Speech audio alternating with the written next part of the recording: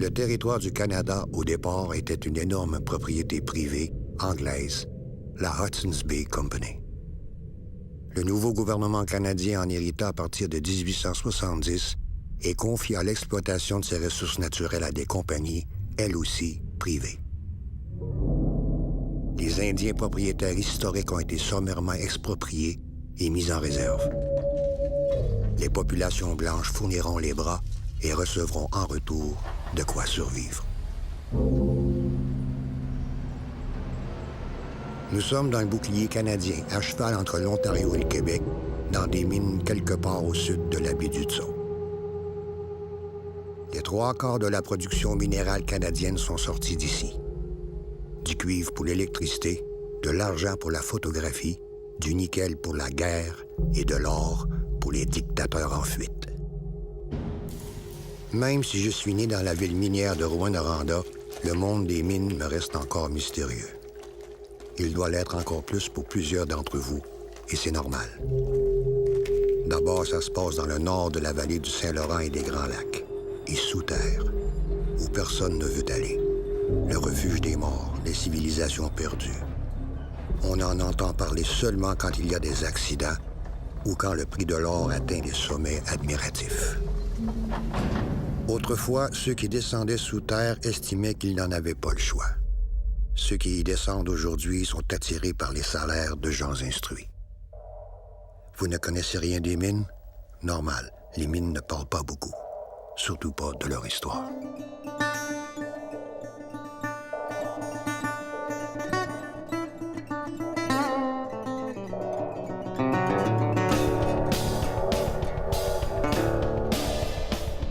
Au moment où le métis Louis Riel est pendu, où 8 grands chefs indiens de l'Ouest sont enterrés dans une fosse commune en Alberta, tous débarrassant le territoire à jamais, le nouveau chemin de fer arrive à Sainte-Anne-des-Pins, aujourd'hui Sudbury.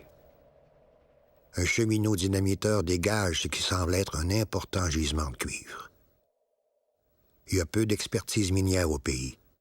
Les capitaux proviendront de l'Ohio et le métal sera ensuite acheminé au New Jersey pour y être raffiné. Une compagnie est formée, la Canadian Copper Company. Comme partout sur la Terre, il y a beaucoup de soufre dans le minerai, dont on n'a pas besoin. On empile donc le minerai sous les billots de la forêt de pin environnante, on met le feu. Le soufre brûle pendant des mois, pas de cheminée. Ça devient ce qu'on appelle des champs de fritage. Ceux qui travaillent là sont des immigrés d'Europe, parce que personne d'autre ne veut faire la job.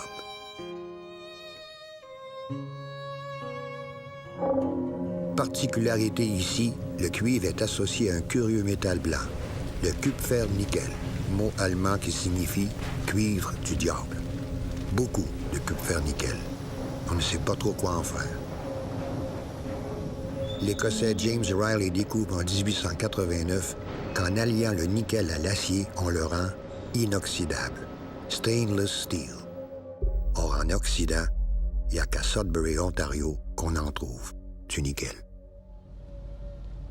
La marine américaine en recouvre la cuirasse de ses bateaux de guerre et part à la chasse aux Espagnols, réfugiés dans leur dernière colonie en Amérique, Cuba, son sucre. Les vaisseaux espagnols sont coulés les uns après les autres, comme dans le jeu de la bataille navale. Le ministre de la guerre, Theodore Roosevelt, s'écrie « Le goût de l'Empire règne sur chacun de nous comme le goût du sang règne dans la jungle. » L'armée américaine traquera les Espagnols jusque dans leurs lointaines îles Philippines, où elle tuera entre 200 et 600 000 personnes. Sa marine ne perdra aucun bateau, intact. Comme le disent les Français, nickel. Tout le monde militaire comprend maintenant que les futures guerres vont se gagner avec le nickel des mines de Sudbury. D'ailleurs, l'Allemagne offre d'acheter toute sa production.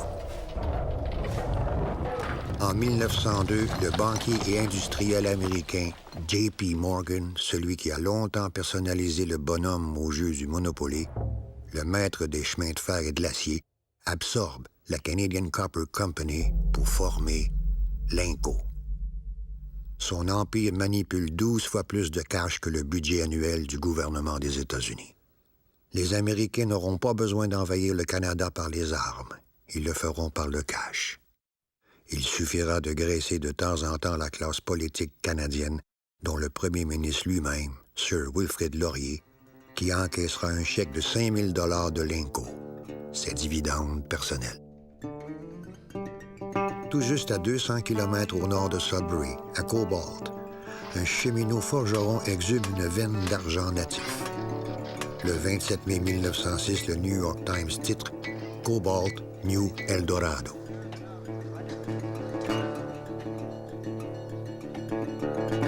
C'est la ruée classique, débridée. Des milliers d'aventuriers, de prospecteurs arrivent de partout, même du fameux Klondike, dont l'aventure tire à sa fin.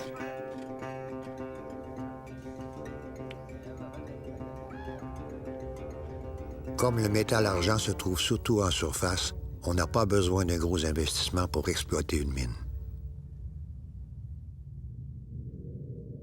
Les petits capitalistes canadiens pourront donc faire leur entrée dans le monde minier et le régenter en anglais.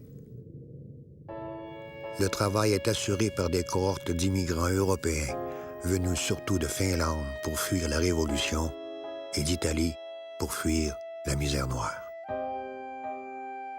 Personne ne parle anglais. Les différentes ethnies seront maintenues séparées pour décourager toute tentative de syndicalisation. Le travail rapporte quand même 3 fois plus qu'en Europe rurale. Ces hommes rêvent de faire un magot, puis de rentrer chez eux. Ils n'auront droit qu'aux rêves.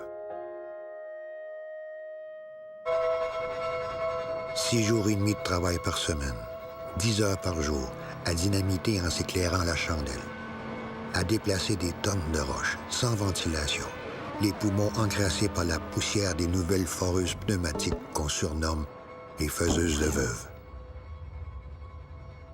40% des mineurs souffriront de silicose incurable. Des accidents mortels à répétition. Pour la mine, l'amende maximale pour négligence fatale est de 100 $.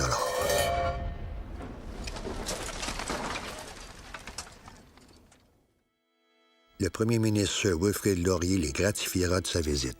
Il leur dit « Tout ce que nous vous demandons est de donner le meilleur de votre humanité. » Les mineurs de Cobalt lui obéiront avec empressement, leur espérance de vie étant de 46 ans.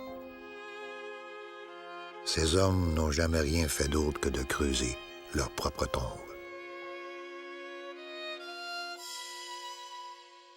Cobalt. 40 mines d'argent naîtront dans un espace très restreint. L'endroit n'est pas cadastré. La ville est bâtie autour d'un lac qu'on va éventuellement vider pour creuser une mine. La source d'eau potable de la place. Les ordures ne sont pas ramassées. Une toilette pour 25 personnes. En 1906, alors que Cobalt expédie pour 2 millions de dollars de lingots d'argent, le petit conseil municipal, lui, dispose de 5 000 $ en tout pour mettre un peu d'ordre dans la place. La ville finira par passer au feu. Une épidémie de typhoïde frappera 1000 personnes, en tuera 200.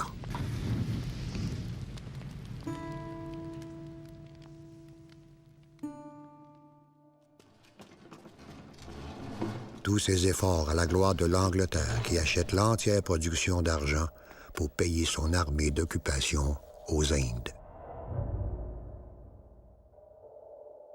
Ne reste plus rien de cette coquette ville fantôme qui a vu son Altesse royale le prince de Galles venir l'honorer de sa présence, qui a vu son équipe de hockey, les Silver Kings, vaincre les Canadiens de Montréal sur sa propre patinoire en février 1909.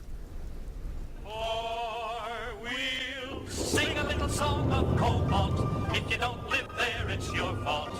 Oh, you Cobalt, where the wintry breezes blow, where all the silver comes from, and you live a life and then some. Oh, you Cobalt, you're the best old town. Yes, the best town. You're the best old town that I know.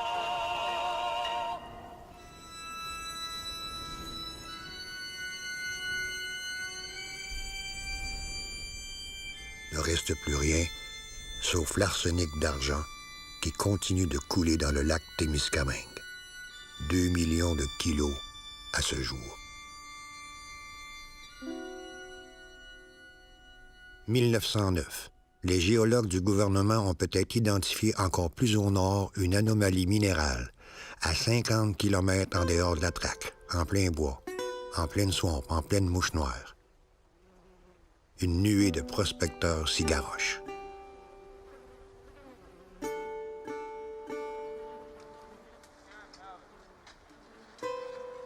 Le prospecteur plante son poteau de revendication minérale là où personne n'a encore planté le sien, puis se précipite au bureau du gouvernement le plus proche pour y enregistrer son petit hectare personnel, son claim.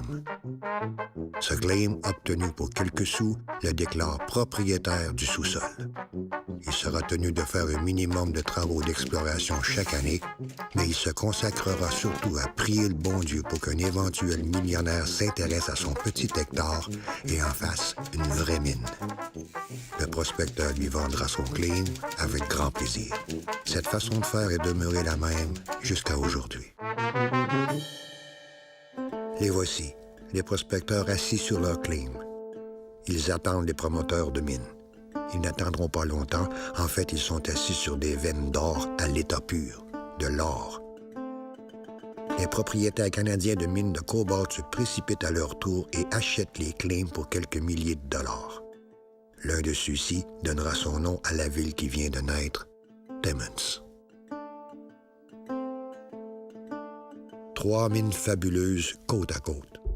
La Hollinger, la McIntyre, la Dome, toujours en opération depuis 100 ans et pour 100 ans encore. De l'or, métal excitant, mais pratiquement inutile. Des bijoux, de la vaisselle liturgique, des lingots comateux. À Timmins, on y exhumera 7 fois plus d'or que dans toute l'histoire du Klondike. Cet or existe toujours. Il vaut aujourd'hui 100 milliards de dollars.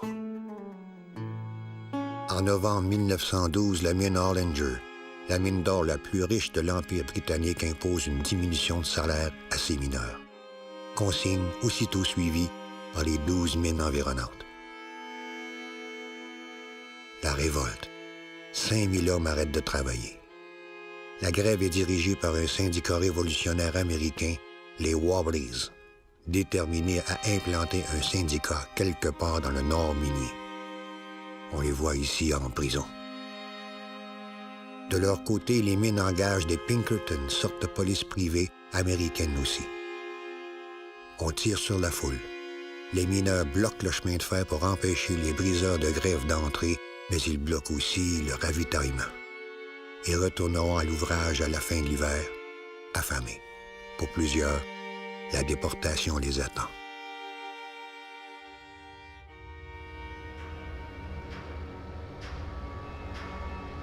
L'industrie minière peut continuer de prospérer en paix, tout comme en guerre d'ailleurs. Au déclenchement de la Première Grande Guerre, les mines d'Inco contrôlent 80% du nickel mondial.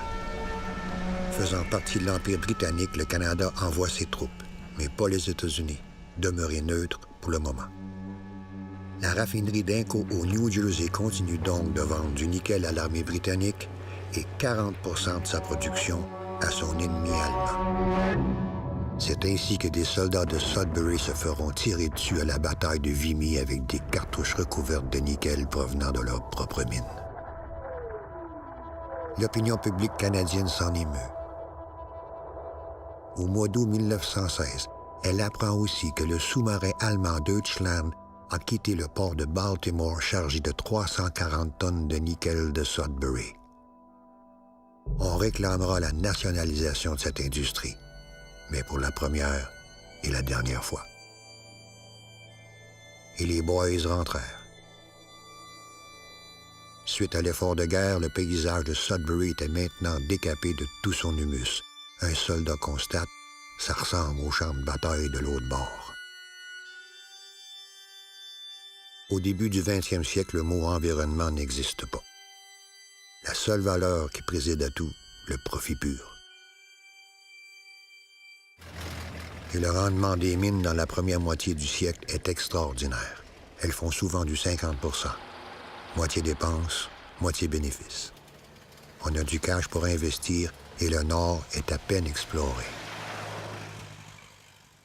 Les prospecteurs suivent maintenant un immense filon métallifère nommé la faille de Cadillac, qui permettra l'ouverture d'une centaine de mines de part et d'autre de la frontière Québec-Ontario. Le prospecteur Edmund Horn traverse la frontière québécoise et découvre dans le canton de Rouyn un gisement de cuivre de la taille de la place Ville-Marie à Montréal, assez gros pour ériger une fonderie sur place. Personne alentour, même pas d'Indiens. Cette fois-ci, les financiers ne laisseront pas les aventuriers faire la fête comme à Cobalt. En 1926, les nouveaux Copper Kings obtiennent de Québec par une loi spéciale la permission de dessiner et de diriger leur propre ville qui épousera le contour exact de la concession minière. Le gérant de la mine agira comme maire et chef de police de la nouvelle mine-ville, qui s'appellera Noranda. La loi des mines sera amendée pour la circonstance. La Company Town est exemptée de toute forme de taxe pendant 15 ans. C'était le plan Nord de l'époque. La loi spécifie aussi nul propriétaire, locataire, occupant de terrain dans le canton de Rouyn ne peut réclamer de dommages causés par les gaz et fumées délétères produits au cours des opérations d'une usine de fonte. Or, des usines de fonte, il n'y en a pas beaucoup dans le canton de Rouyn. Noranda contrôlera donc son sous-sol, son sol et son ciel.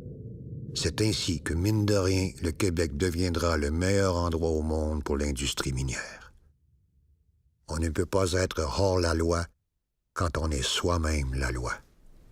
On entend souvent les gens se plaindre qu'il fait trop froid ou bien trop chaud.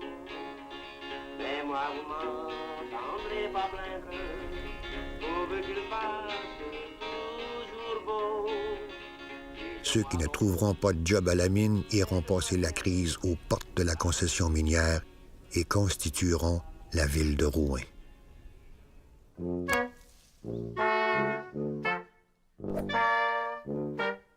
Les producteurs d'or, eux, ne connaîtront pas la crise.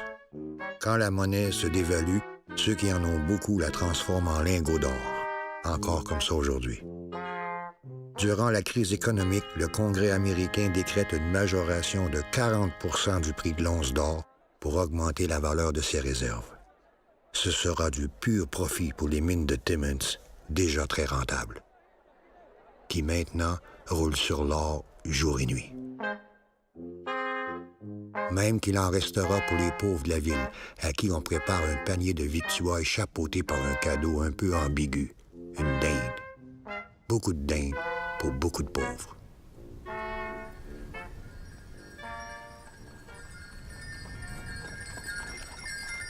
Ces cabanes abritent des veuves et des orphelins de mineurs. Ils ne sortiront pas montrer leur misère à la caméra.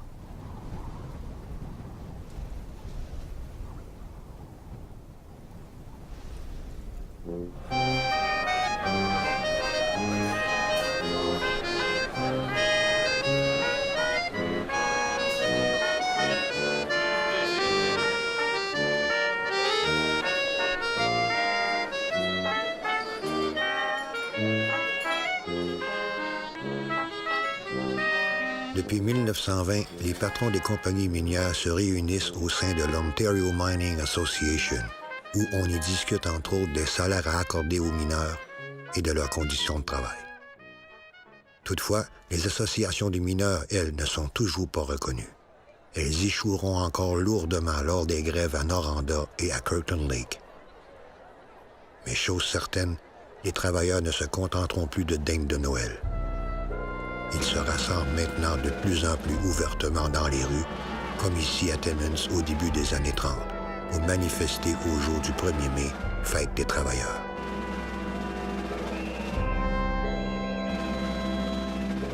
Ils sont encore en émoi pour ce drame survenu il n'y a pas si longtemps, alors qu'un feu s'était déclaré au fond de la mine Hollinger. Aucune équipe de secours ne veillait dans aucune mine en Ontario. On appela la rescue team la plus proche qui arriva 22 heures plus tard en provenance de Pennsylvanie. 39 hommes étaient déjà morts, asphyxiés. On enterra les mineurs dans une fosse commune. Les mineurs se cotisèrent pour ériger ce monument commémoratif. Ils témoignent aussi de leur solidarité naissante, qui devra attendre encore 15 ans pour se concrétiser dans un véritable syndicat. To supply the increasing demands, it has been necessary to open several additional mines. And this district is now recognized as the greatest source of nickel in the world. Le monde minier est maintenant prêt pour le grand réarmement, et l'armée allemande est toujours bonne cliente. On verra dans cet ancien cratère de météorites que constitue le bassin de Sudbury la prolifération d'un paquet de mines de nickel. Un nouveau groupe financier, Falconbridge, met en exploitation juste à côté d'Inco une série de gisements que Thomas Edison, l'inventeur de la chaise électrique, avait déjà prospectés sans rien trouver. Il n'y avait pas assez de lumière, faut croire. Ce monopole géographique du nickel inquiète les États-Unis. Le cas échéant, ils ont en poche un plan d'invasion pour s'emparer de la ville de Sudbury et ses gisements à partir du Minnesota. L'importance de la ville est marquée par la visite royale du roi Bègue George VI le 3 juin 1939. Les mineurs s'inquiètent de voir sa reine descendre dans le puits, la présence d'une femme sous terre devant porter malheur. Ils avaient raison. 3 mois plus tard, la Seconde Guerre mondiale éclatait. Catch the cage down, boys, when the sun starts to shine. 3 rings of the bell will get you the bottom of the mine. Walk down the drift past the roar of the fans for another day drilling, getting ready to blast. 'Cause we are soldiers in the war underground, and we fight every day for nickel, copper, and gold. We are soldiers in the war down below, and the dust and the diesel is our greatest foe. We are soldiers in the war down below. We fight every day for copper and gold.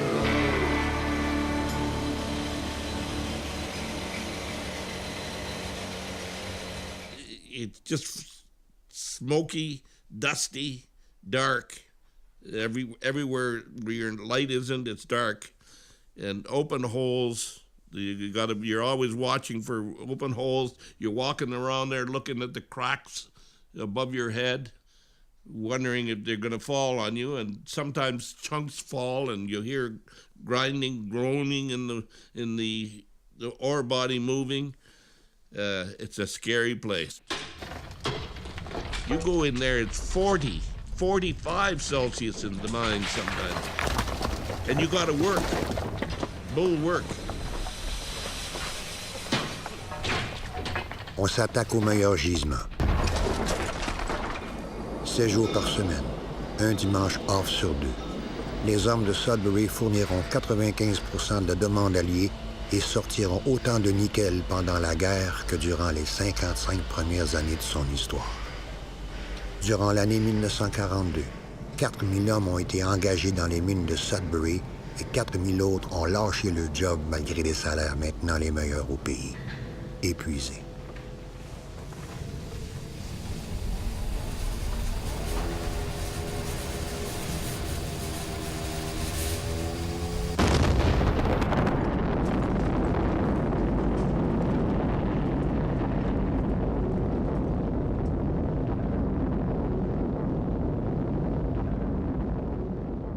la plus belle bataille gagnée par les travailleurs de Sudbury fut sans doute l'accréditation de leur syndicat de gauche, le Mine Mill and Smelter Workers Union, en 1944, après 60 ans de lutte. Le fait que la Russie de Staline combatte auprès des Alliés a permis aux syndicats d'allégeance communiste d'être davantage tolérés en Amérique. C'est donc avec du nickel de syndiqués qu'on plaquera les forteresses volantes qui largueront leurs bombes incendiaires sur la population civile allemande de Dresden et la bombe atomique sur Hiroshima. Ça met fin à la guerre, mais non aux morts dans les mines. La même année, à la mine Paymaster de Timmins, un câble de cache se brise. 16 hommes sont précipités dans une chute de 500 mètres pour y rencontrer la mort. Le câble était rouillé de l'intérieur. Aucune responsabilité ne fut attribuée à qui que ce soit.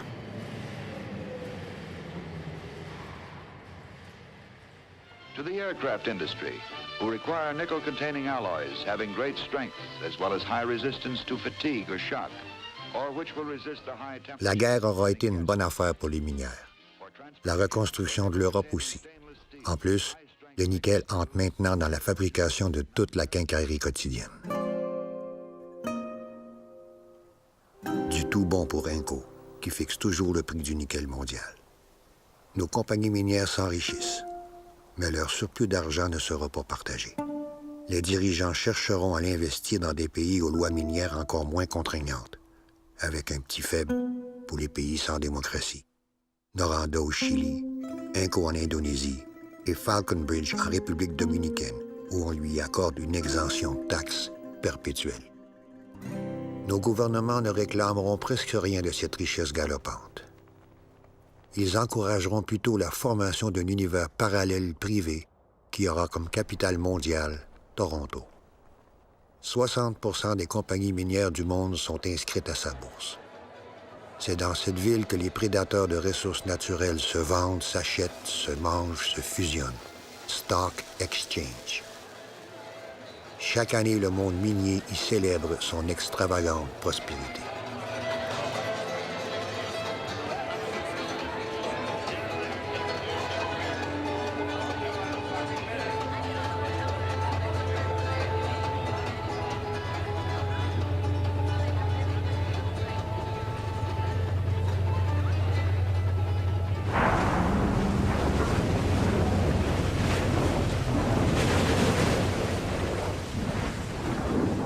Vers la fin des années 60, un mouvement de protestation se dessine pour tenter d'éroder l'impunité minière que les gouvernements alimentent.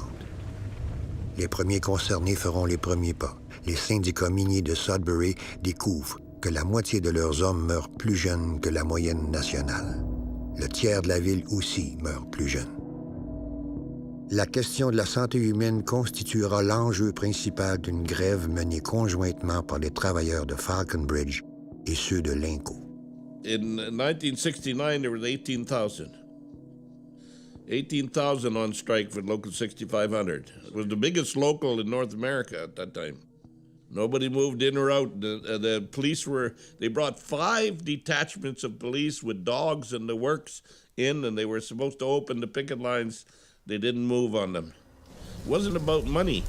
It was about being treated like a human being in the workplace and about protecting your life and your health. They were all high on lung cancer.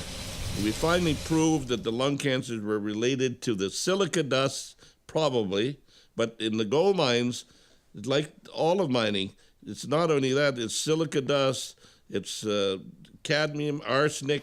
There were so many carcinogens, we didn't know which one was causing it. And we finally won it. Now we've progressed, of course, we've got union-appointed safety inspectors in all the departments, and things have changed, but I tell you, that's only in recent years and only because of the union. In the gold mines alone, we compensated $500 million went to widows. $500 million that was rightly theirs, which was denied them, and we had to fight and fight and fight and get them. In most cases, they didn't go to the victim. It went to the survivors. So if you say my figure, of 10 times that, there's probably 20,000 died of occupational diseases, really. 20 000 morts, comme dans une guerre. Durs envers leurs employés, les minières le sont tout autant à l'égard des collectivités vivant sur leurs concessions. En 1968, il n'y a toujours pas de système d'égout, ni aqueduc, ni même de trottoir dans les petites villes autour de Sudbury. Parcimonieuses envers la société civile, elles le sont tout autant envers l'État. En 1973, alors que l'Inco doit 300 millions de dollars en impôts au gouvernement, elle verse à ses actionnaires 300 millions de dollars. Le paiement de ces impôts étant systématiquement reporté d'année en année. L'opposition politique les surnomme maintenant « corporate bums ». Et ce n'est finalement qu'au milieu des années 70 que l'Inco paiera pour la première fois des taxes municipales à Sudbury. Et encore, seulement sur la valeur des bâtiments sur son terrain. Toujours comme ça aujourd'hui dans toutes les villes minières. We have an act called an Aggregates Act in the province of Ontario. You have to pay the city in which you're operating, Sudbury, you have to pay us 7 cents for every ton of gravel that you scrape off your property to sell to contractors. Okay? But I don't get 1 penny from any of the minerals that are taken out of the ground here and processed and sent abroad. I don't get 1 penny. The only thing the municipality gets from the mine is they can tax the buildings. But how many buildings are there in a mine? You might, in Holland, your mine had 700 miles of tunnels and some buildings. So the wealth goes south. And then the communities are left in a situation, they have to pay for the infrastructure when the trucks go up and down the roads with the ore. That's the responsibility of the municipality. And then when the mine shuts down, the community has to go and beg Queen's Park, beg Ottawa for help. So what does the mayor do in the absence of that? Well, the mayor puts on his sackcloth, he puts his ashes on his head, he takes his tin cup, and I go begging to the mining companies for money. Please, sir, would you give us some money to help build a water plant? Please, sir, will you give some money to help build a track? So I beg. That's what I do. So I have developed a new skill. It's called begging. Le laxisme tenace du gouvernement a aussi permis à des corporations étrangères de mettre la main sur d'énormes compagnies minières canadiennes. À l'automne 2006, une Brésilienne, Vale, se saisit d'Inco. Ce même automne, Xstrata, une Suisse allemande, prend le contrôle de Falconbridge. Les deux compagnies canadiennes auraient pourtant pu se fusionner et former un complexe minier mondial majeur. Falconbridge and Inco were international mining giants. Their reputation, they invested in the region. They weren't sweethearts. They were tough guys, but they were international players, and they were allowed to be taken over by Xstrata, as the corporate raider, and Vale with no commitments at all to the region. And so now we've lost our ability as a country to have big international players. And we see what Xstrata and Vale, they took the resources, the greatest base metal resources in North America, and they're putting nothing back. It's you talk to anybody, not just Northerners, not just miners. You talk to corporate executives in Toronto, and they'll say what happened here was a crime. Ils ont cherché à se fusionner.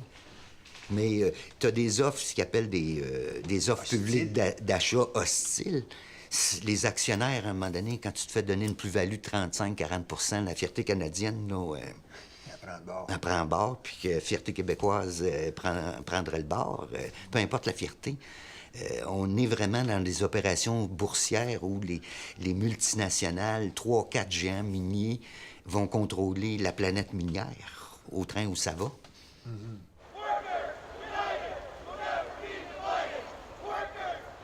En 2009, la compagnie brésilienne Valley provoque la grève à Sudbury en exigeant de ses travailleurs une révision radicale de la convention collective. Une première depuis 60 ans. La compagnie conteste maintenant la participation des travailleurs aux bénéfices et impose un appauvrissement du régime de retraite pour les nouveaux travailleurs. Tout cela constituait jusqu'ici des acquis. You know, mining's been in our blood for many, many years, yes. I'm the last generation alive. My great-grandfather, my grandfather, and my father have all been fighting for what we have today, our way of life today. And we're still fighting. And it's sad to see that we are still fighting for things that were fought for back in the 30s, 40s, 50s, 60s, and on. What's at stake is the history of our fathers, of our grandparents, the people who worked in the mines, who gave up their lives. You know, some 700 fatalities at Inco in their 100-year history. Those people gave up their lives, they gave up everything to put on the table what we have today. We'll never give it up.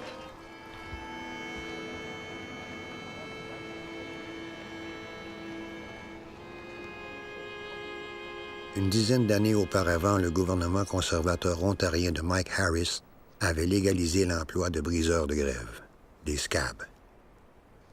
How long have you been here? Me, 39 years. On the picket line?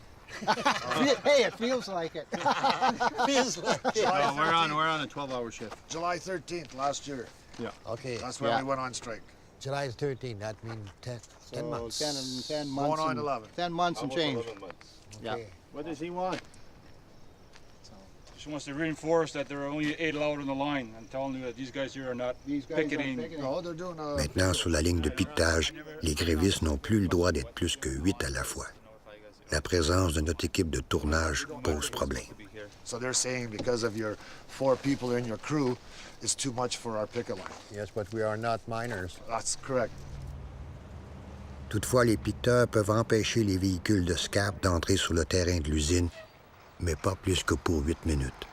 En somme, un simulacre de ligne de piquetage. Le rapport de force est détruit. C'est très difficile à être civil avec quelqu'un qui vient prendre ta job. Toi, tu vois, ta famille est après crever de faim, puis lui, il vient prendre ta job avec un gros sourire sur sa face. Le gouvernement, il vient pas nous aider. Puis quand le gouvernement vient pas t'aider, ça encourage la compagnie à en rentrer d'autres, puis d'en rentrer d'autres, puis d'en rentrer d'autres. Me dire, on est rien que des hommes qui veulent aller travailler.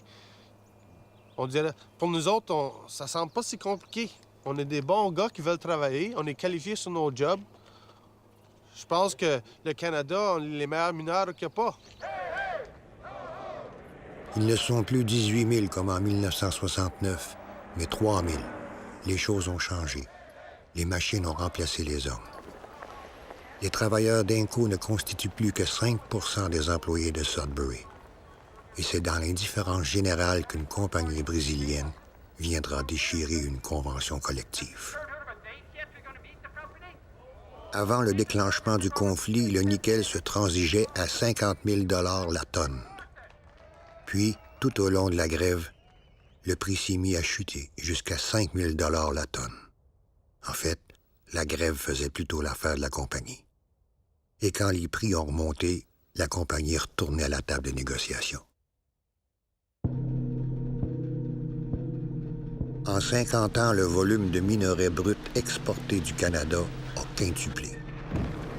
Le volume de minerais transformés, quant à lui, est resté le même. Donc, on vend de plus en plus de minerais non transformés.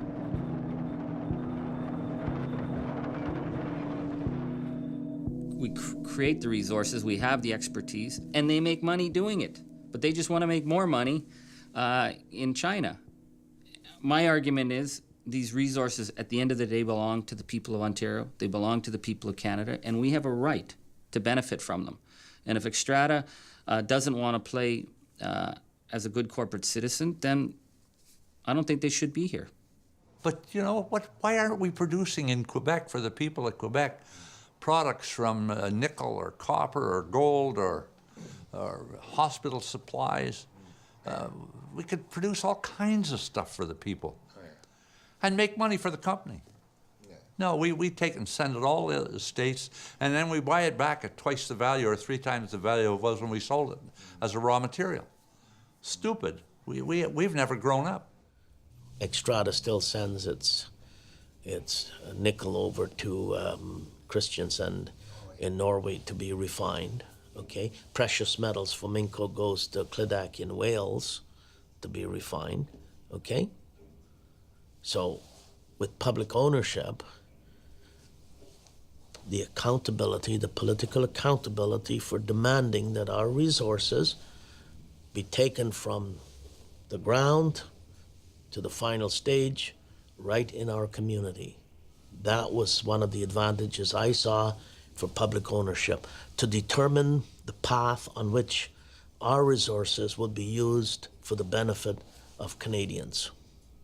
That's the goal. Les mines qui étaient la crème sur le gâteau, visibles, là, les plus faciles, tout ça, ça a été nettoyé. Ou en tout cas, ça achève.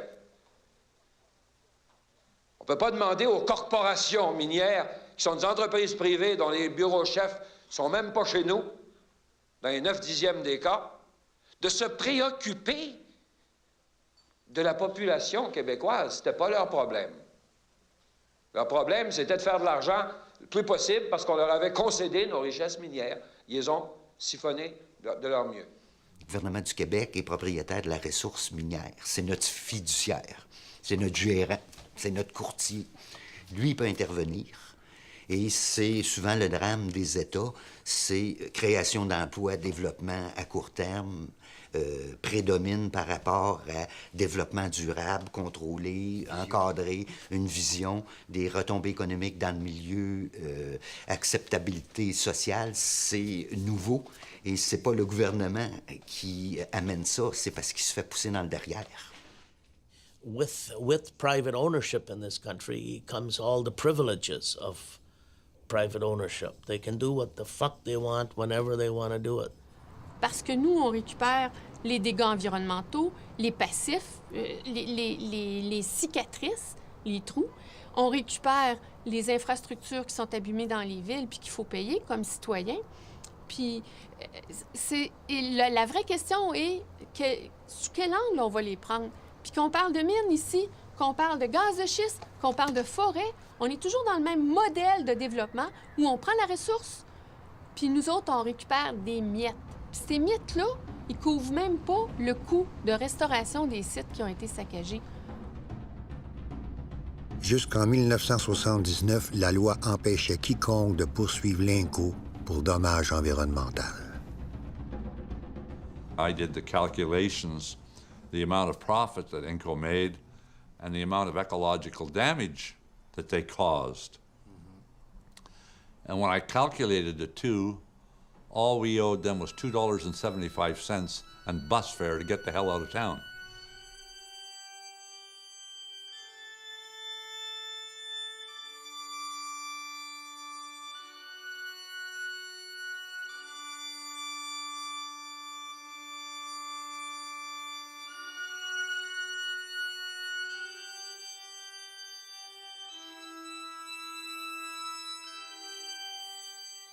Est-ce que c'est considérable, l'impact de l'histoire minière sur le territoire? Moi, en fait, notre intervention là, au ministère, c'est vraiment au niveau de chaque projet minier, d'arriver à regarder, bon, est-ce que c'est un projet d'ampleur? Quand c'est un projet d'ampleur, là, c'est assujetti à toute la procédure d'étude d'impact. Donc, ça, c'est les projets majeurs. Les projets de moindre envergure, c'est des projets qui vont être assujettis quand même à des autorisations environnementales. On demande une étude de répercussion environnementale, on demande comment ils vont faire, les plans et devis, on évalue l'ensemble des travaux qu'ils vont faire. C'était la responsable de l'environnement au paradis des mines, qui nous parlait de l'impact de l'industrie minière sur le territoire. En fait, sa job consiste surtout à émettre des permis de polluer, comme pour cette usine que nous survolons. La dernière fonderie de cuivre au Canada, la fonderie Horn de l'ancienne compagnie Noranda, aujourd'hui Xstrata. Environnementalement parlant, désuète. 25 millions de tonnes de boucane soufreuse s'est échappé de ces cheminées. historiquement un des plus gros pollueurs en Amérique. On ne trouve plus de cuivre au Québec. Alors on a transformé cette fonderie en un incinérateur polyvalent capable de soutirer tout métal précieux provenant de dépotoirs même américains. Heavy metal à souhait. Rwanda, tabarnak!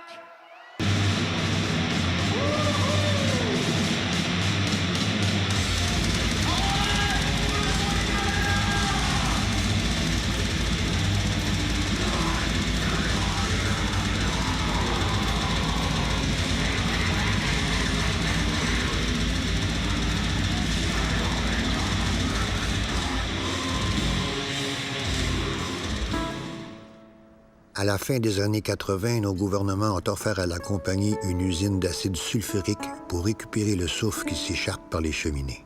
Tout ça près des maisons. Dans le quartier Notre-Dame, à tous les semaines, il y a la sirène qui... Il y a toujours comme une pratique, si on veut, là, les alertes qui sont données. Il y a eu, je pense à date, 5-6 déraillements de wagons. Pour faire de l'acide sulfurique, on produit aussi du trioxyde de soufre, du gaz mortel. Faudrait pas qu'un accident survienne un soir d'été sans vent.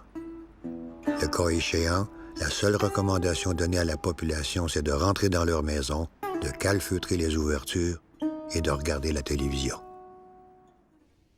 J'ai de la misère à imaginer, tu sais, pouf, puis rester dans ta maison, l'air va revenir quand même de l'extérieur. Oui, bien, c'est sûr que ça protège momentanément parce que puis on le voit très bien aussi, là, par exemple, là, dans tous les dosages de plomb dans les poussières qui ont été faits, etc., on se rend compte que de plomb ou d'arsenic, on se rend compte qu'il y en a beaucoup moins dans les maisons parce que l'air ne circule pas comme dehors. Il n'y a pas de vent dans les maisons, il n'y a pas de... Bon. Parce qu'il y a plus que de la boucane. La population du quartier est soumise à une pluie permanente de contamination par métaux lourds. 23 600 kilos d'arsenic par année, 60 000 tonnes de plomb, 10 tonnes d'acide sulfurique, en plus des dioxines et des furanes.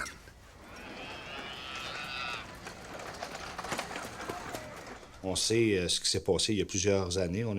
La Noranda a été obligée de décontaminer tous les terrains parce qu'il y avait une présence anormale de plomb dans le sang des enfants puis des citoyens. Il est certain, pour avoir parlé aux gens d'Extrata, que si ça serait à refaire, il n'y aura pas de maison près de la mine.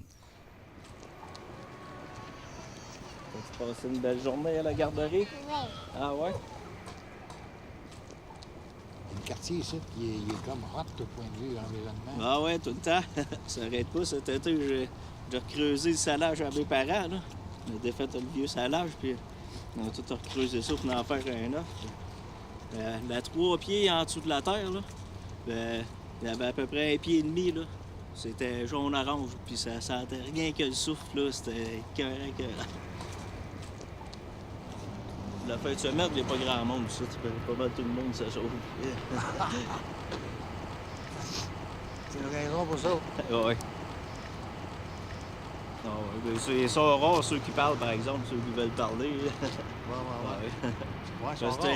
Oui, parce que tout le monde passe le temps à les donner leur nom là, puis ils espèrent toujours d'avoir une job là à 30$ de l'heure, puis tout ça. OK.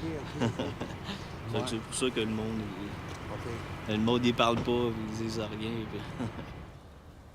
Par 2 fois au cours des 20 dernières années, la compagnie a fait enlever le sol du quartier, arracher les gazons et remplacer la garnotte dans les ruelles. C'est les enfants qui sont affectés. Les adultes ne sont pas affectés. Parce que les adultes, ils mangent pas de la terre. Mais les enfants, ils mangent de la terre. Ils jouent dehors avec le petit camion, le petite pelle, etc. Ils se mettent des cailloux dans la bouche. Ils ont les mains toutes sales, ils se mettent les doigts dans la bouche. Et c'est la principale, et de loin, la principale source d'exposition des enfants au plomb. C'est évident que si demain matin, tu fermes une usine où il y a 500 emplois, ça a des impacts économiques, des impacts sur le chômage, des impacts sur... qui eux-mêmes vont avoir des impacts sur la santé. Le risque des effets économiques peut être plus grand pour la santé publique là, que de l'exposition à l'arsenic à ces niveaux-là. Puis je le place toujours dans la perspective de santé publique. Il y a beaucoup de logements qui n'est pas trop cher là. On a estimé que ça prendrait peut-être 70 ans pour avoir un cas de cancer du poumon de plus dans le quartier Notre-Dame. Puis la durée moyenne de séjour dans le quartier de Notre-Dame, c'est à peu près 15 ans. Donc, honnêtement, on n'a pas la capacité de faire de démonstration de ce côté-là. Au Québec, les normes de contamination n'ont pas été révisées depuis 30 ans. On ne sait pas si les gens du quartier Notre-Dame sont plus exposés aux maladies qu'ailleurs. Il n'y a plus d'études qui se font. Quand on cherche pas, on trouve rien. Des centaines de mines dans l'histoire ont laissé autant de cadeaux empoisonnés. Des sites de résidus miniers. Ce sont souvent des sites orphelins dont on ne retrouve plus les propriétaires disparus dans leurs dividendes. Une compagnie peut facilement faire faillite, mais pas l'éternité. Nous en sommes donc devenus responsables pour toujours. En concentrant les métaux qu'on désire, on concentre aussi des matières dangereuses. Ces parcs ne seraient pas tolérés dans des zones densément peuplées, alors qu'ici, entre Rouen et Val-d'Or, il semble qu'on se soit fait à l'idée d'héberger une des plus importantes poubelles chimiques d'Amérique du Nord, et drette à la ligne du partage des eaux. On est en territoire minier, on fait des mines. Oui, c'est tout à nous autres, c'est tout notre héritage. On devait être sur le lac. On voit que c'est tout du tailing, c'est tout du résidu minier qui a été jeté à l'époque. Ce qu'ils faisaient comme méthode, c'est qu'on agrandissait le tuyau dans le lac. Ça fait que tout le tailing s'en va dans le lac de Montigny. Puis toutes les mines qui alentour ont toutes fait la même chose. On jetait le tailing directement dans le lac. OK, on remplissait le lac des résidus miniers. C'est ça. C'est quoi ça? Pour moi, c'était juste un tuyau, mais là, ce qui sort là-dedans, ça a l'air d'être de l'eau qui vient d'en dessous, qui doit venir, là, je sais pas où. Rouillé de même, là, ça indique qu'il y a quelque chose qui... C'est une pancarte, c'est...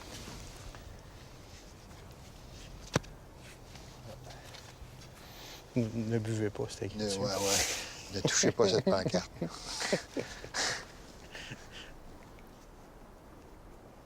À l'époque, on prenait aussi des méthodes avec du mercure pour retirer l'or. Fait que le mercure est tout dans le fond. Quand tu vas jouer dans le fond de ce lac-là avec les bateaux de plaisance puis tout ça, probablement qu'ils remettent en suspension du mercure. Puis on sait que le mercure, c'est hyper toxique. Okay. Puis il y a encore des gens qui viennent se baigner dans ces sources que les autres pensent que c'est une plage. Un siècle d'exploitation minière, un peu moins d'un siècle, a laissé à peu près... les versions varient, là, mettons de 150 à 400 parcs à résidus miniers un peu partout sur le territoire. De ces parcs-là, il y en a la moitié qui génèrent de l'acide, c'est-à-dire que des bactéries à l'intérieur des déchets décomposent les sulfures, ça crée de l'acidité. Ça s'en va dans les cours d'eau, nappes phréatiques, les ruisseaux, ça finit dans les lacs, les rivières, ça se rend jusque dans l'Outaouais quand ça part de Rouen, puis ça passe devant Montréal, pour te dire à quel point ça peut aller loin. Ça, c'est pour des éléments les plus légers, comme par exemple l'arsenic ou le cyanure. Les métaux plus lourds s'en vont dans le fond des lacs, dans le fond des rivières, et là, la contamination est permanente. Mais dans le fond, une mine, c'est éternel, ça? Bien, en fait, ce qui reste, c'est éternel. Les résultats de l'exploitation, ils vont rester en surface. Éternel, c'est une façon de parler, parce qu'à un moment donné, en 10 000 ans, tu peux avoir un autre air glaciaire, puis là, tu vas raboter tout ça. L'éternité est limitée, mais à l'échelle géologique, c'est pas éternel. À l'échelle humaine, on peut considérer ça peut-être éternel. Mais restons humains, là. À notre échelle, oui, ça peut avoir donné cette impression-là. Ça veut dire qu'il va toujours falloir s'occuper de ça. Ben oui et non, parce que si on fait le suivi pendant 10 ans, 15 ans, et on s'aperçoit qu'il n'y en a absolument pas de problème, à ce moment-là, on peut considérer que qu'il n'y en aura jamais. Qu'il n'y en aura pas. Ben, vous savez, entre vous et moi, il faut être là pour le savoir au moment. Hein. Ça fait que... S'il arrive, mettons, des déluges comme au Saguenay en 1998, là, il y a eu... Ben, c'est une bonne question. Est-ce qu'il y aurait probablement eu des problèmes dans certains cas, dans des vieux parcs comme ça, où les digues sont plus ou moins bien entretenues, il aurait pu céder? Je pense que l'image que toi, Richard, t'as dans la tête, c'est une vieille image. Je pense que les mines modernes ont changé.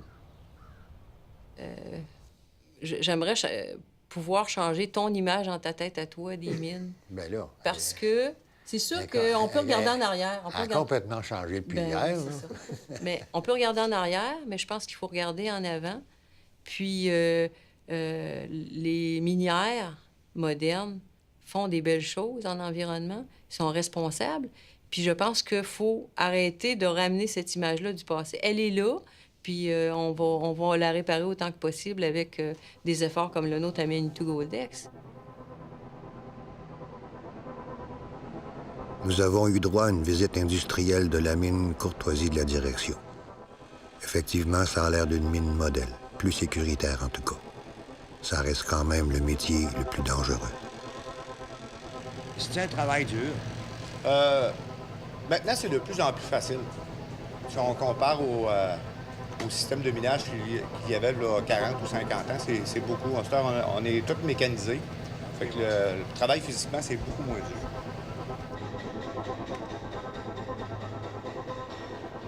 « 213 employés non syndiqués. Aujourd'hui, il y a même des mines sans employés.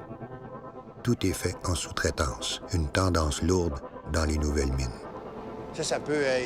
Qu'est-ce qui peut arriver? C'est qu'à un moment donné, il y en a trop d'un coup sec ou il y a un blocage quelque part. Des blocages.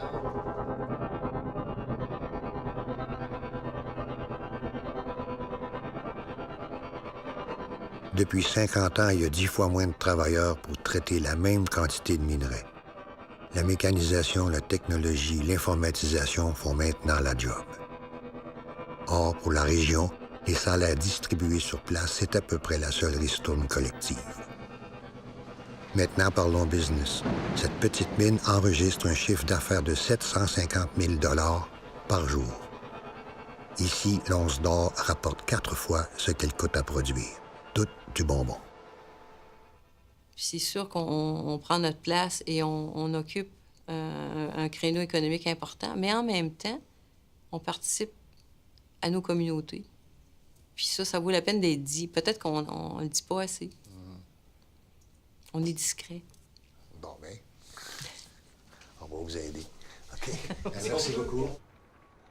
La discrétion atteint en effet des niveaux insoupçonnés. Pendant les 10 dernières années, la compagnie propriétaire de la mine Goldex a payé 5 % d'impôts sur ses profits. C'est 5-6 fois moins que la moyenne des industries canadiennes. En ce qui a trait aux redevances qu'on en retire, parce que ce sont quand même des gisements publics non renouvelables, la majorité des compagnies minières opérant au Québec n'ont payé aucune redevance entre 2002 et 2008, malgré une création de richesse de 17 milliards de dollars. C'est le vérificateur général du Québec qui le dit. En réalité, les dépenses que le gouvernement consacre au secteur minier augmentent tout le temps. Les bénéfices qu'il en retire diminuent tout le temps. L'industrie minière est une grande participante au développement des communautés la plupart du temps où elle s'implante. Il y a beaucoup de communautés qui ont été développées, qui ont été améliorées avec l'industrie minière. Ça, on le voit un peu partout dans les villes minières. Mais il arrive que l'industrie fasse de bons coups, comme ici. La mine Goldex a allongé un tuyau sur 20 km pour répandre son produit liquide de concassage sur un parc à résidus miniers très problématique. Donc, en partenariat avec la compagnie minière, nous, on fournit un site dégradé. Eux nous fournissent le matériel pour corriger les erreurs du passé. Puis ce matériel-là, c'est quoi? Ça, en fait, c'est seulement de la roche broyée avec de l'eau. Il y a 50 % de roche broyée, 50 % d'eau qui sort du c'est pas tuyau. toxique. Absolument pas toxique, non. Puis en versant ça sur le site de dépôt minier toxique, oui, ça fait quoi? Eau, air, sulfure, tu produis de l'acide. Là, si on enlève l'air en mettant des résidus pour empêcher la... OK, l'air touche plus à... L'air touche plus aux résidus, comme tu dis, justement, on peut stopper le phénomène. Est-ce que votre ministère est déterminé à régler les problèmes des sites à résidus miniers, les quarantaines? Oui. Le ministère s'est engagé pour, d'ici 2017, complètement restaurer tous les sites qu'on dit abandonnés au Québec. 2017, on devrait les avoir tout finis au complet. En fait, ce projet n'a pratiquement rien coûté à la compagnie. Il lui fallait quand même du terrain pour déposer son résidu. À nous, ça nous a coûté 35 millions. Et nous devrons débourser encore plusieurs milliards pour restaurer tous ces sites. C'est une lubie. Les compagnies en parlent depuis 40 ans. Le gouvernement en parle et beaucoup ces temps-ci. Ils auraient 7 projets en route. Sauf que le problème, c'est qu'au Québec, et je pense partout ailleurs dans le monde, là où ils sont aux prises avec le même genre de résidus, il n'y a pas d'exemple de parc à résidus acidogène qui a été restauré, réhabilité de façon scientifiquement prouvée. C'est-à-dire là que ça prend 20 ans après pour voir ce qui se passe. La partie colorée de la carte correspond au territoire québécois sous emprise minière, sous claim. 255 000 claims. La partie la plus habitée de l'Abitibi est sous claim.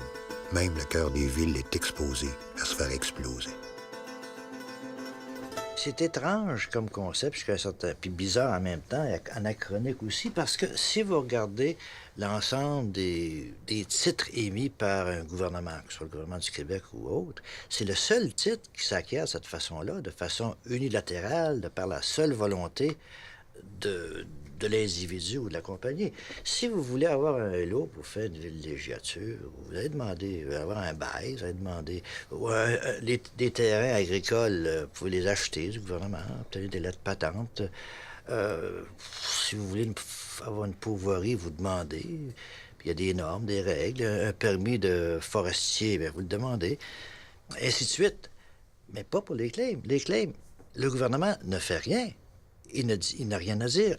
Ce que les gens n'aiment pas, c'est cette préséance presque absolue des droits du détenteur de claim par rapport aux autres utilisations du territoire. Pensez aux aires protégées. En pratique, ce que vous voyez, les aires protégées font le tour des claims. Alors, c'est facile à créer des aires protégées là où il n'y a pas de claim. À peine 6 du territoire naturel de l'Abitibi est sous protection. Nous sommes dans la forêt Piché-le-Moine, en plein domaine minier entre Val-d'Or et Malartic. Cet endroit a été sélectionné par le gouvernement pour en faire une aire protégée. Mais le fait qu'il soit revendiqué par les minières empêche la réalisation du projet. Bien, la rivière Piché, ce qu'il y a de particulier, à mon point de vue, c'est que c'est des immenses marais. Donc, c'est une halte migratoire pour les canards, les outardes. C'est aussi un lieu de nidification au-dessus d'une centaine d'espèces. 125 espèces ont été recensées ici. Ça fait que c'est un lieu assez particulier parce qu'il y a beaucoup de biodiversité. De plus, à quelques kilomètres de là, un immense chantier minier est en cours. Le projet Osisko. Fait que là, à tous les printemps, il va y avoir un gros coup d'eau parce que c'est des quantités énormes d'eau qui va avoir d'accumuler, qui va se déverser. En théorie, ça ne devrait pas être toxique, mais ça, c'est en théorie. En général, ce qu'on s'aperçoit, c'est que souvent, quand il y a ces déversements-là, surtout, ça va donner un grand coup d'eau. Puis le ruisseau Raymond a été contaminé par les anciennes mines durant des dizaines et des dizaines d'années. Donc, tout le sédiment contaminé de métaux lourds risque d'être remis en suspension et s'en venir ici dans la rivière Piché. C'est probablement le scénario qui va se produire, puis là, on va dire que c'est un accident. Malartic, petite ville située pas très loin de Val-d'Or, qui a vu 7 mines ouvrir et fermer durant sa courte histoire. Malgré toute la richesse créée ici, elle est quand même devenue la ville la plus pauvre de la région, perdant la moitié de sa population.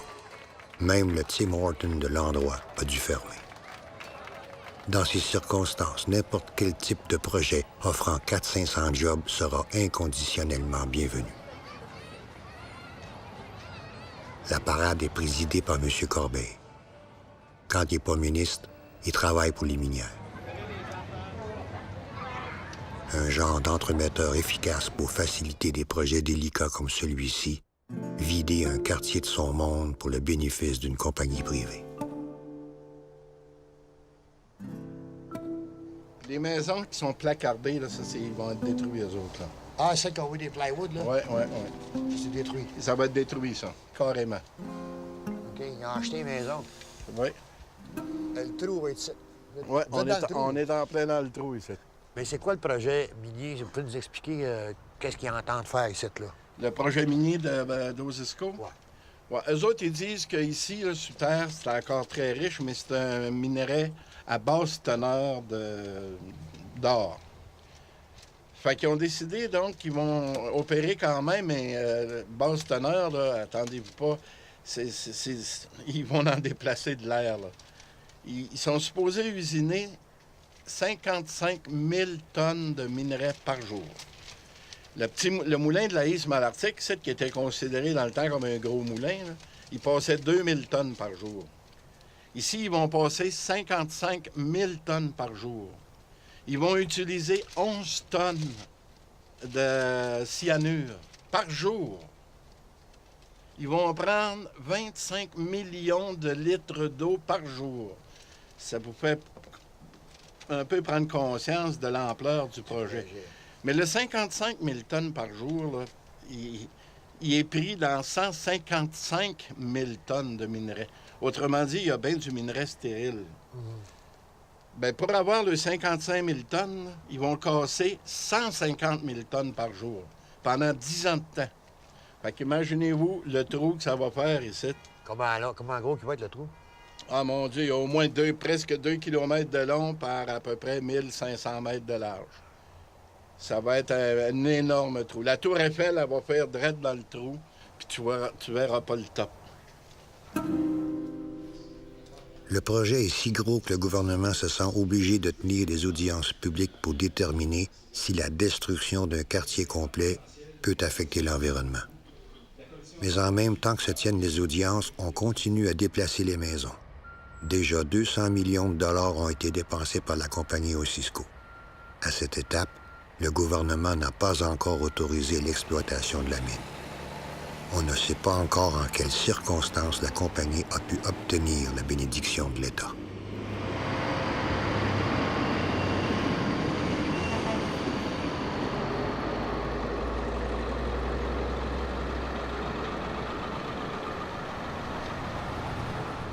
Ces gens-là, ils sont pas plus contents, mais ils sont obligés de se tasser pour X raisons. Là, je pense que si on prend le bien de la collectivité au complet, c'était mieux qu'ils s'en aillent. Parce que dans notre bad luck, il ne faut pas oublier une affaire, on est chanceux dans notre bad luck. Dans le sens que l'or est en dessous des maisons.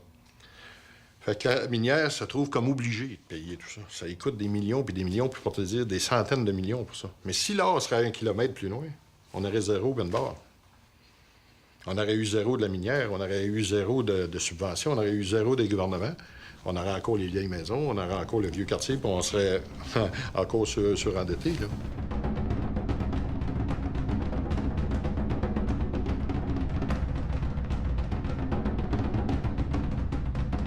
Curieux quand même comment la prospérité d'une ville peut passer par l'anéantissement de l'un de ses quartiers. La loi permet l'expropriation pour des raisons d'utilité publique, comme pour la construction d'un hôpital ou d'une route. Or ici, une compagnie privée, armée d'un pouvoir d'expropriation, a pu acheter ou détruire toutes les maisons du quartier au prix du marché, de gré à gré, évidemment. Tout le monde a accepté, sachant très bien que le gouvernement ne refuse pas de projet minier. Tout le monde, sauf un, Ken Massey, qui de toute évidence ne comprend pas ce nouveau concept d'acceptabilité sociale. Ils ont envoyé des polices chez nous. Ils ont envoyé des polices, puis ils m'ont sorti de force. Ils ont défoncé la porte à coups de pied, puis ils ont essayé de négocier. Moi, je leur ai dit que j'étais dans mes droits de rester chez nous, puis que je faisais pas de trouble, puis que je restais là. Donc, ils m'ont ramassé, ils m'ont élevé, ils m'ont traîné jusqu'à l'auto. Once you have made a discovery and you have a feasibility study that says it would be economic to mine it, then it's pulling together the right people that will handle relations with the people who live in the area, people who know how technically to develop a mine and operate it, and having the financing. But again, people are willing to do that in Quebec because it's, as far as an investment climate, it's a very low-risk area. The government's not going to change the rules. The government is not going to give you troubles. You do things right, and you'll be able to run a mine.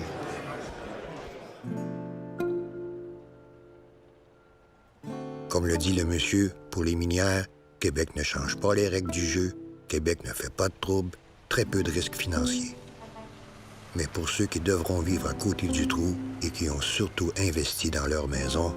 Bien, j'espère que ça dévaluera pas trop. On veut rester ici encore 3-4 ans, nous autres au moins, à l'âge qu'on a. Mais ça prend de l'argent pour aller vivre ailleurs.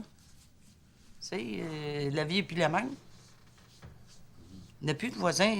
Le monde qui est à côté, c'était au Cisco, la maison. Ils logent des gens qui vont travailler pour eux autres. Puis ils se font construire des maisons. Eux autres, ils resteront pas là-dedans, là. Hein? Fait que des voisins, on n'en a plus. On est tranquille, OK, mais il y a tranquille puis tranquille, là, un bout à tout, là. En tout cas, ça, c'est évident. Là. On voit quasiment 1 sur 2 qui est à vendre. Oui. C'est parce qu'ils sont pas bien là. Bien, c'est parce qu'ils sont pas bien ou ils ont envie de faire un coup d'argent. Moi, j'ai vu des gens de ce quartier-là, encore hier, une madame, entre autres, qui me disait qu'elle, tout ce qu'elle voulait, là, c'est que la minière, elle paye une femme de ménage 2 fois par année pour faire le ménage dans sa maison. Elle voulait pas s'en aller de là parce que ça fait 50 ans qu'elle reste là puis il n'y a pas question qu'elle s'en aille. Tu sais, je veux dire, la poussière, là, elle s'en va pas là, elle fait le tour, elle passe par-dessus aussi. Il va en avoir, mais probablement qu'il va y avoir moins de neige là durant le reste de l'année que nous autres, juste à cause de l'effet du mur. C'est la nature qui est de même. Moins de? Moins de neige, à cause de la montagne qu'il y a là, qu'il n'y avait pas avant. Là. Bien sud. Tu sais? Oui. La neige, ça vient du nord? Bien, ça dépend, parce que tu vois, c'est quand le vent est sud qu'ils n'ont pas le droit de blaster. Fait que ça y joue. Ah, OK. Moi, c'est ça qui est ma plus grosse crainte, que même qui commence à blaster, là, que ça qui est ma peur que ça arrive, ça. Il a blasté hier, c'était hier, là, 4h15. 4h20, tout ça, ça fait, je dis, mes amis. Fait que c'est quoi, là? On se dit, c'est pas des gros blasts, ça, là. Mais qui blastent, là, de 55 000 tonnes par chiffre, là. C'est des rings, ça, des trous du pouce, c'est supposé, là. Il en rentre de la poudre là-dedans. Lui, c'est un ancien mineur. Ça fait que 40 ans là-dedans. Il sait quoi il parle, là. Ça va faire boubou. Je m'imagine. Il y en a qui disent, ça va faire boubou, mais boubou, là. Ça va dérouler des gros boubouttes. Les mines font souvent miroiter l'aspect de la peur. Bon, mais si ça marche pas ici, on va aller ailleurs. Regarde, il est ici le minerai. Tu pourras pas aller ailleurs. Il est ici le minerai. Si t'en veux, là, c'est ici que tu vas le prendre. Voici nos conditions pour que tu y aies accès. Puis ça, collectivement, on y gagne tous. Puis ils vont faire un petit peu moins d'argent, mais ils vont faire de l'argent pareil. Le fond, pourquoi ils demandent rien? C'est qu'ils ont peur d'épeurer l'industrie minière. Ben, l'industrie minière, elle va te respecter. L'industrie minière, si tu lui demandes quelque chose de logique, elle va te respecter. Dans le moment, elle te regarde comme un colonisé. Elle te demande elle te regarde comme un pas bon. Elle te donne des nananes, puis toi, t'es prêt une nanane. Ça a donné des pinottes sur le territoire, en impôts ou en redevances, mais ça a donné quelques centaines de millions en salaire, ouais. OK, pour une période courte. Puis après, la ressource est partie, ça a généré des profits puis énormes, là, les profits, le vérificateur général, les chiffres, ça a donné des profits ailleurs. Collectivement, on reste avec le trou. Puis le trou dans nos finances publiques aussi. C'est ça que je trouve bien déplorable. On peut pas dire rien, on sait rien. Fait que comment tu veux t'ostiner ou dire quelque chose? Tu peux pas. L'argent qu'ils vont faire alentour de notre village, personne n'a aucune redevance. On l'a rien, ils vont tout prendre s'il y a 2 milliards, mettons. Ils vont prendre 2 milliards, puis nous, on va rester avec le calice de trou, puis pas une scène. Ça fait 50 ans que je reste 50 ans, puis il n'y a plus une crise de scène, il n'y a plus rien, un trou, puis tiens, va-t'en, où tu voudras. Nous autres, on l'a fait notre argent, essaye même pas de nous trouver. Tu sais? Moi, un petit coune, je suis pogné ici, là, avec un crise de trou, j'ai pas eu 5 cents avec ça, puis Tout le monde est content. La ville est contente. On a eu 500 000 pour notre eau. Nous autres, c'est rien que ça qu'on voulait, puis on se calisse du reste. Tu sais, c'est comme vraiment stressant. C'est stressant au bout.